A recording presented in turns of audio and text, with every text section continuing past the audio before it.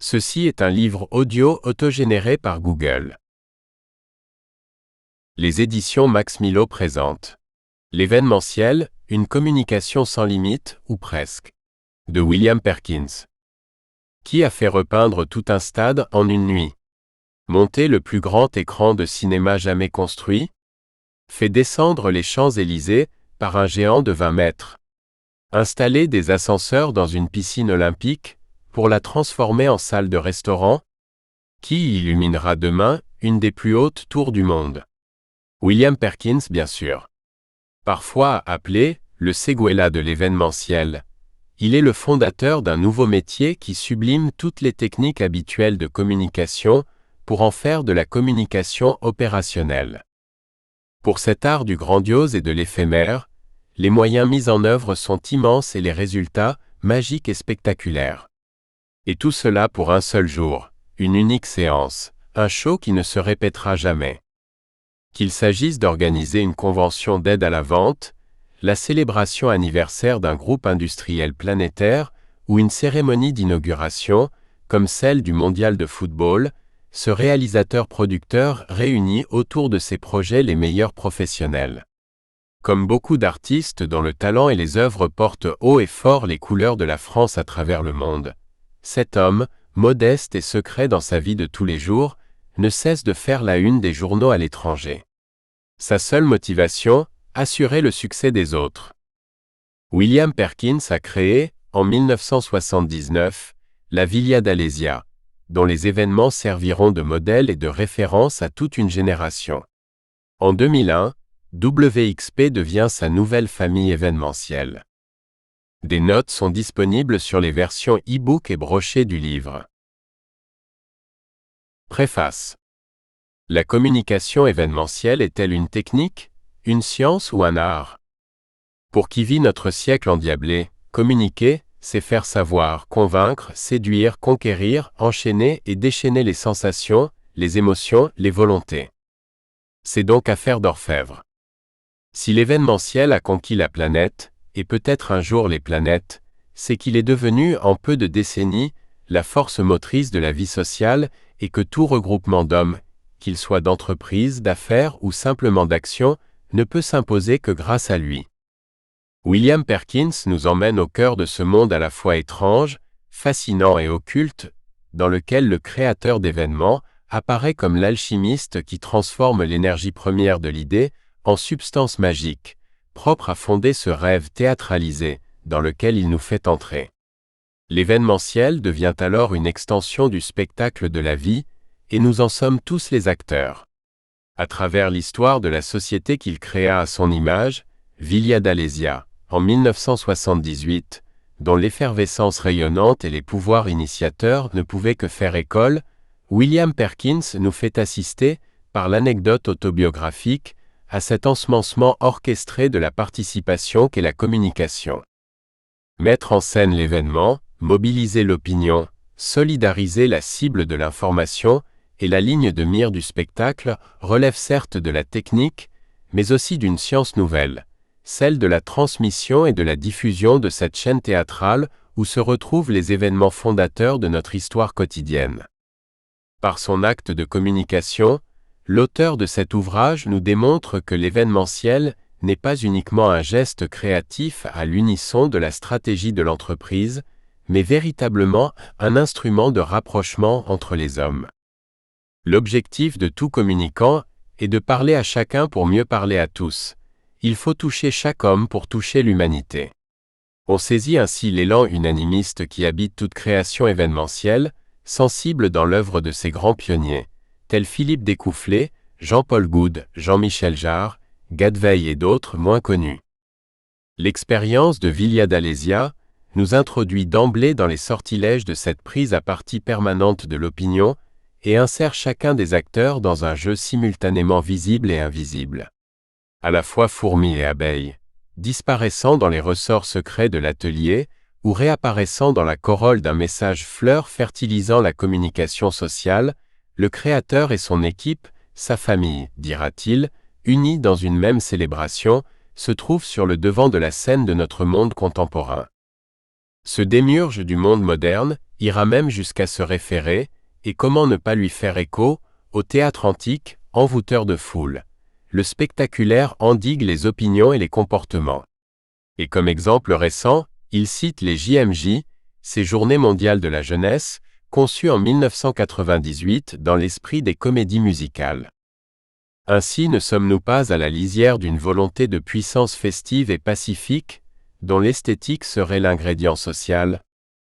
Ne sommes-nous pas dans l'expression ultime du rite événementiel, dans le domaine de l'art qui est avant tout, effort constant d'adéquation du langage, au manège des forces d'une alliance originelle, celle de la célébration ludique et du cœur des foules? Qui a vu descendre, sur les Champs-Élysées, le cortège des géants inaugurant la Coupe du monde de football, en 1998, au milieu des danses de tous âges déclamant la joie universelle, ne peut contester que la communication événementielle est aussi un art, et William Perkins, son leader, un authentique artiste-producteur. Pour célébrer l'unité de la race humaine, il sut même jouer des contrastes. Les pygmées autour des géants, dans leur ronde inouïe, ne s'y sont pas trompés. L'épisode inattendu de l'écran gonflable, destiné au sultanat d'Oman, en dit long sur la capacité inventive d'un créateur d'événements et sur le lien entre l'outil, la percussion du message délivré et la vibration collective de l'image projetée. En ce sens, notre auteur vous convaincra sûrement que l'événementiel est devenu un instrument de communication à part entière. Si l'événement est éphémère et unique, il est un acte de conquête à long terme et participe de la stratégie de toute entreprise.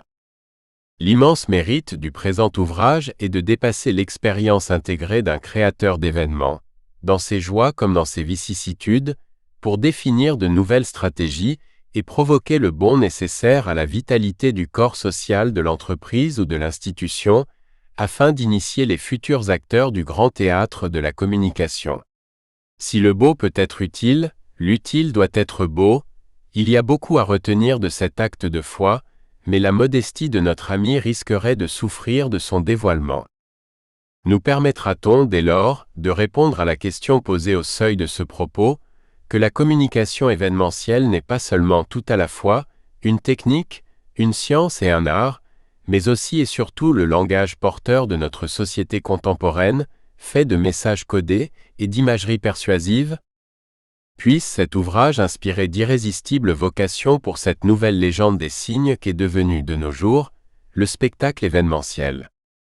Francis Lamand, avocat international. Merci à Francis Lamand de m'avoir toujours soutenu, dans les bons et les mauvais jours, lui qui est entièrement dévoué à la défense de la paix, donc de la vie. William Perkins. Souvenir d'un soir inoubliable, flashback, 18h, le moral est au plus bas.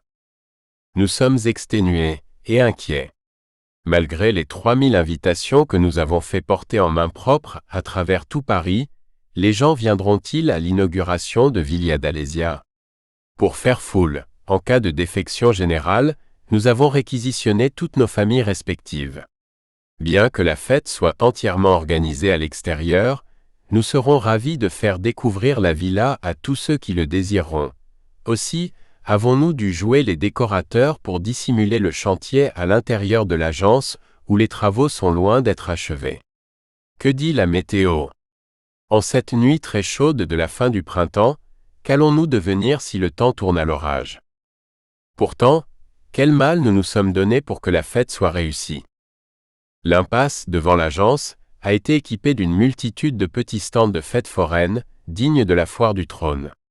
Des kilomètres de saucisses et de boudins attendent avec sérénité leur prochain sacrifice. Les Magnum et les Jéroboam de Champagne, offerts par Moët et Chandon, notre sponsor, reposent sur leur lit de glace, prêts à faire sauter leurs bouchons. Une armée d'hôtes et d'hôtesses, sélectionnés sur un casting de serveurs et de mannequins, commence à prendre place pour tenir tous les postes nécessaires, de l'accueil à la restauration.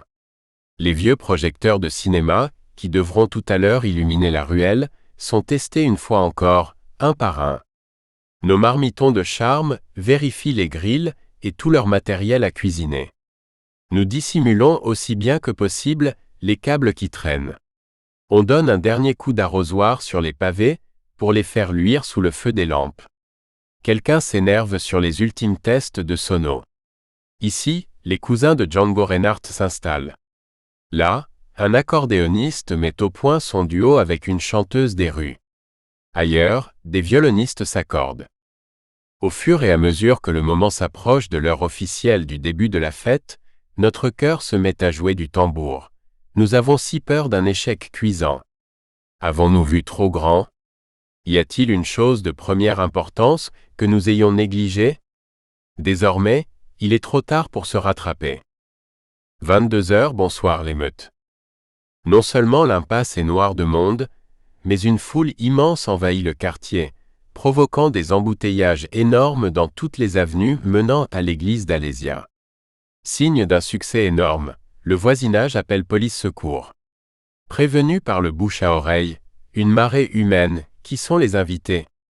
Qui sont les pique-assiettes? Tout sourire vos cartes d'invitation, ne cesse de déferler à flots serrés dans l'impasse. Bientôt tout devient incontrôlable, c'est dingue, c'est géant. Avec ses projecteurs, ses airs de jazz endiablés et ses flonflons popus, sa foule qui festoie, les rires et les cris, l'atmosphère de l'impasse a quelque chose d'irréel, on se croirait presque sur le tournage d'un film de Jean-Pierre Melville. Les stands sont pris d'assaut.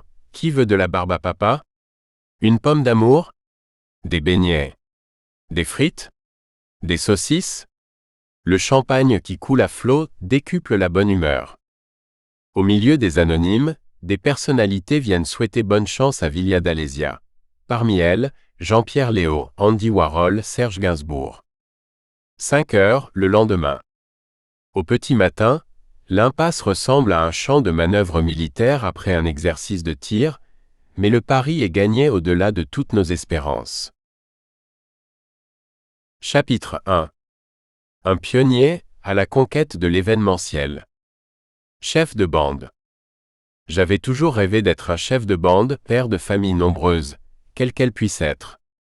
Pendant notre jeunesse, mes camarades et moi avons comme il se doit refait le monde et imaginé nos avenirs qui, nous n'en doutions pas, allaient être passionnants, remplis d'aventures et de voyages extraordinaires. Quel jeune ne rêve-t-il pas ainsi? La vie, ensuite, se charge de lui répondre. Un jour, José Jourdain, Jean-Louis Dreyfus, Jean-Michel Jarre et William s'étaient donné rendez-vous et retrouvés devant la fontaine Saint-Michel à Paris. Nous étions dans les années 1970. Chacun s'est soudain mis à parler de ses projets. Jean-Michel voulait devenir compositeur. Jean-Louis voulait faire carrière dans la musique. William, quant à lui, avait annoncé son désir de travailler dans la communication par le spectacle. À ce moment-là, personne n'avait saisi de quoi il voulait parler. Jean-Pierre Chappuis. Ingénieur du son, technicien et corsaire. Ce lointain souvenir est-il une construction de ma mémoire, de nos mémoires, destinée à expliquer mon parcours? Par chance, il semble que nous ayons tous réussi à accéder à notre vie imaginée, et maintenant, chacun a compris ce que signifiaient mes déclarations de l'époque. Mon désir de tribu allait vite être comblé, puisque, à 19 ans, après une terminale qu'hélas je ne devais pas terminer, je suis devenu un père responsable pour la toute première fois. Virginia chérie, welcome.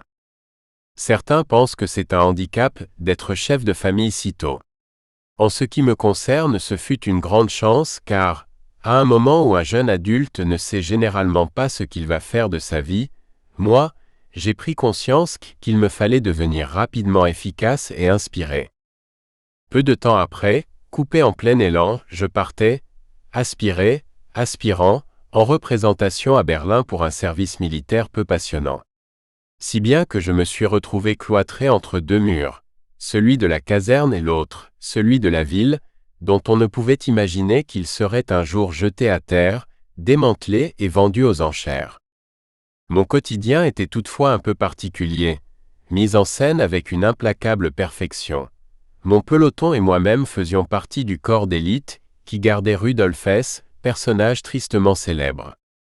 Comme Monsieur Jourdain qui faisait de la prose sans le savoir, je tenais en quelque sorte une fonction de relations publiques, assurant la traduction entre nos amis de l'armée américaine et nos soldats français qui avaient du mal à se comprendre lors de la relève de la garde.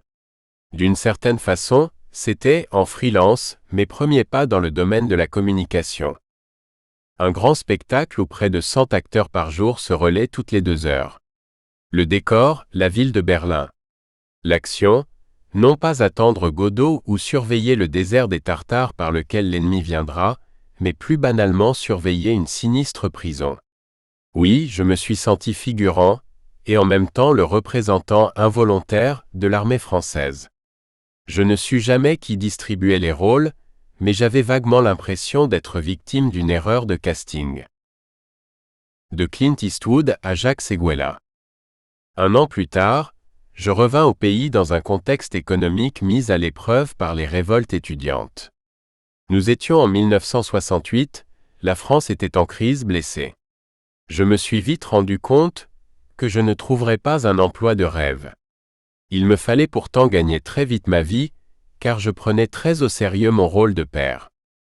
À 20 ans sans formation, que peut-on faire?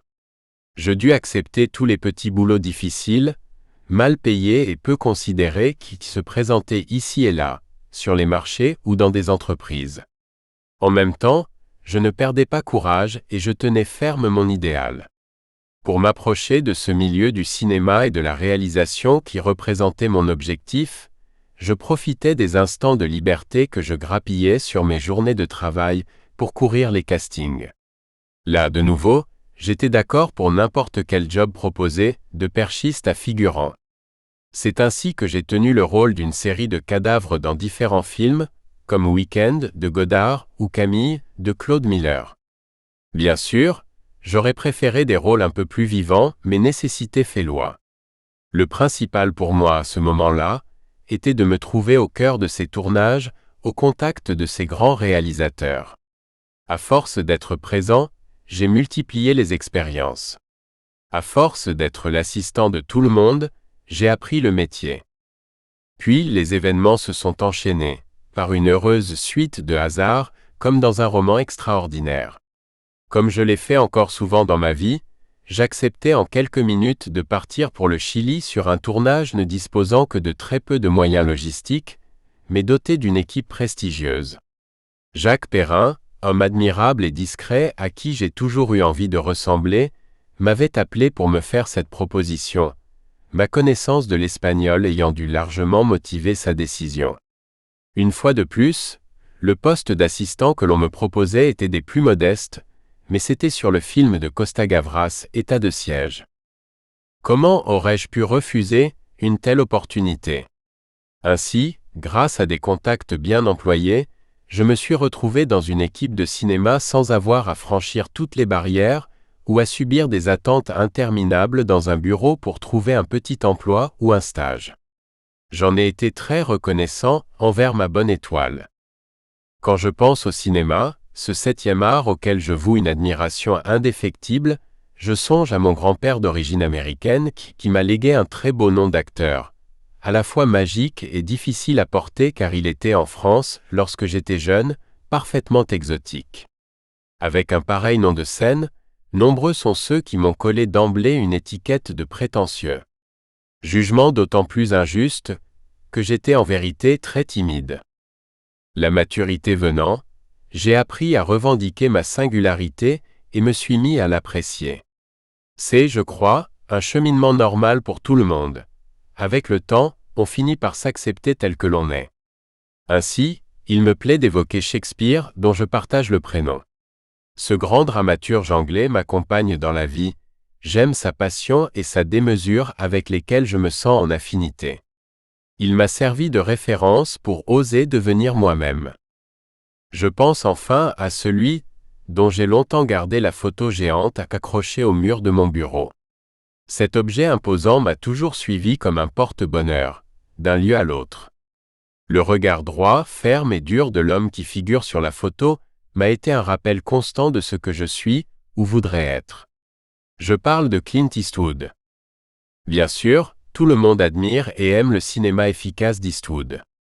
Mais il est plus qu'un acteur célèbre. C'est un homme complet aux multiples passions. Loin des sirènes d'Hollywood, il a su mener une vie exemplaire, celle d'un homme très engagé, discipliné, organisé, volontaire, d'une grande simplicité et d'une grande discrétion. À mes yeux, il incarne et donne sens aux termes succès, perfection, travail, bonheur, vie.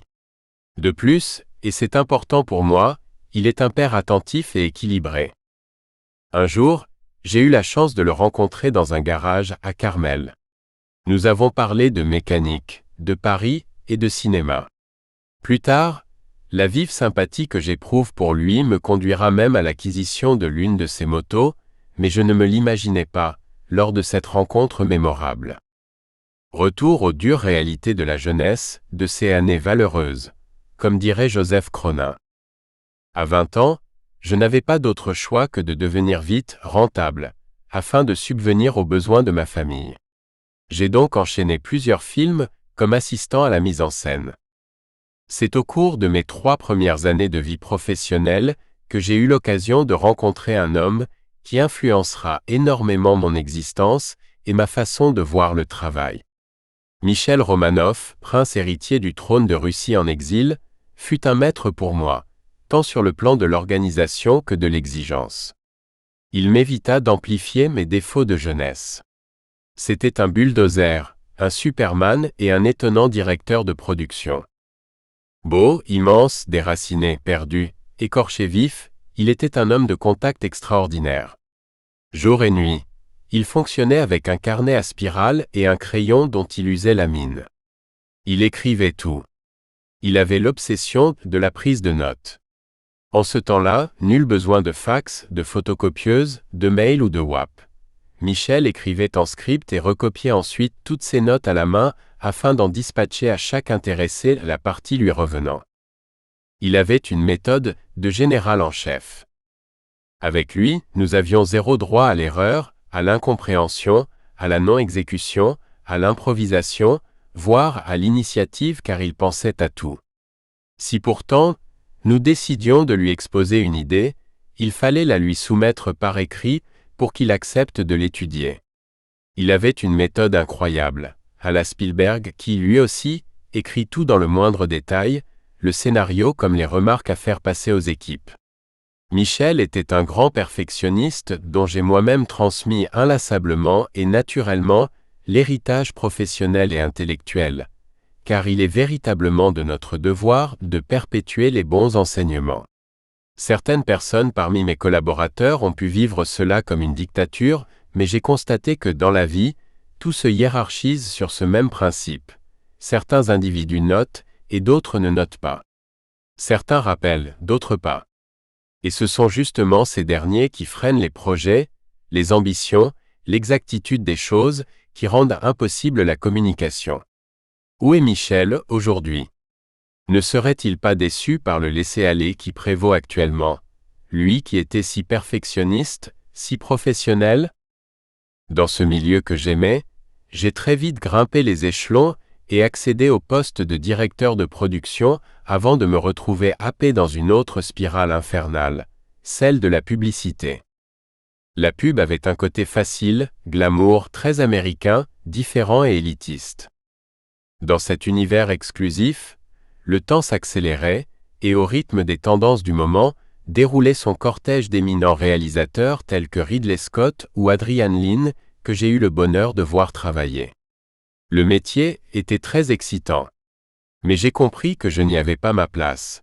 La publicité prenant au cinéma tous ses trésors pour des objectifs qui me laissaient de marbre. Néanmoins, j'y ai beaucoup appris.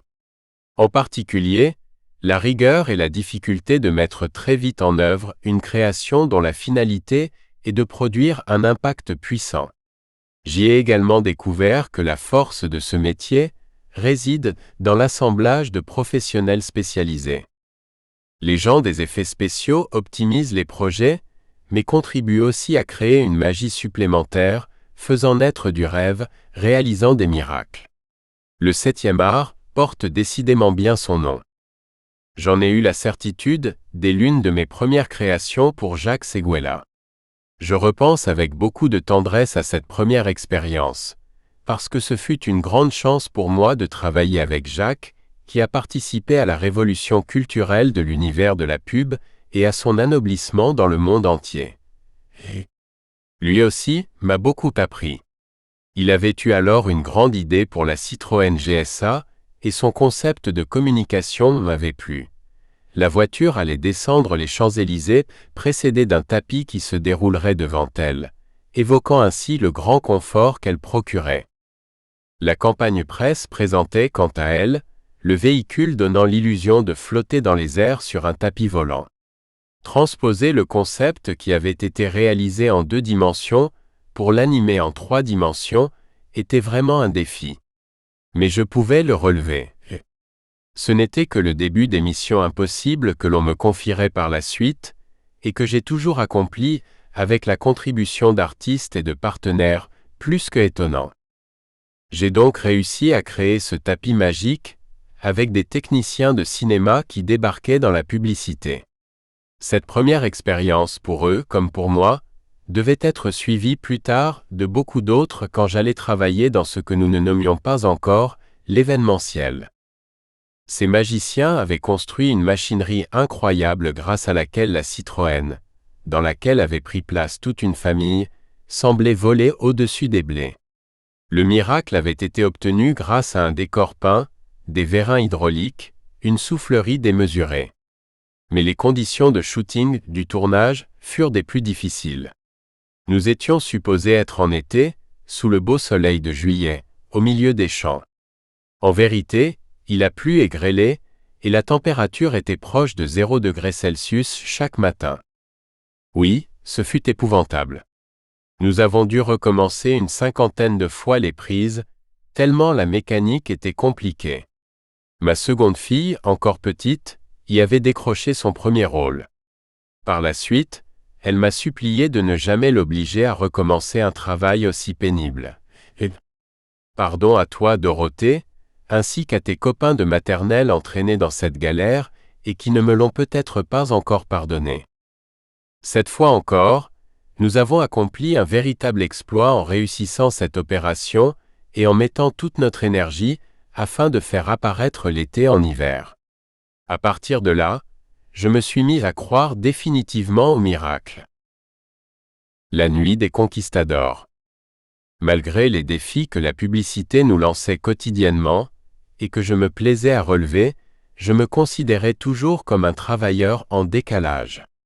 Je ne parvenais pas à me sentir totalement en phase avec ce milieu où, je le reconnais, j'apprenais beaucoup et où je gagnais très bien ma vie. Je n'y trouvais pas l'âme, l'essence des choses, la dimension créatrice, la véritable communication, en un mot la vérité que je recherchais. Mon credo a toujours été de croire à l'impossible. C'est alors que s'est présentée la chance de ma vie, celle d'entrer en contact avec une agence appelée à organiser une opération réunissant 1 millier de personnes sur l'île de Palma de Majorque. Ce méga rendez-vous était commandité par un grand groupe alimentaire, General Food. Le budget client était énorme en comparaison d'un tournage de spot de pub. Connaissant mon engagement et ma façon de travailler, l'agence, quelque peu dépassée par l'ampleur du phénomène à orchestrer, me demanda alors d'en assurer l'organisation. C'était la toute première opération mise en œuvre par la marque en question pour conquérir de nouvelles parts de marché, et c'était également la première fois qu'elle regroupait, au cours d'une manifestation unique, toutes ces forces européennes. On en était alors au début de l'ère moderne de la grande distribution, avec une forte focalisation sur la rentabilité et l'optimisation des ventes. Avec cette opération, j'ai compris ce que signifiait l'esprit de groupe au sein d'une entreprise et pourquoi des individus se battent et se donnent tant de mal pour vendre et concurrencer d'autres sociétés fournissant les mêmes types de produits. Grâce à cela, j'ai appris le terrain, pénétré les métiers de la vente. Nous espérons que vous avez apprécié cet aperçu. Pour continuer à écouter ce livre audio sur Google Play Livres, utilisez le lien dans la description de la vidéo.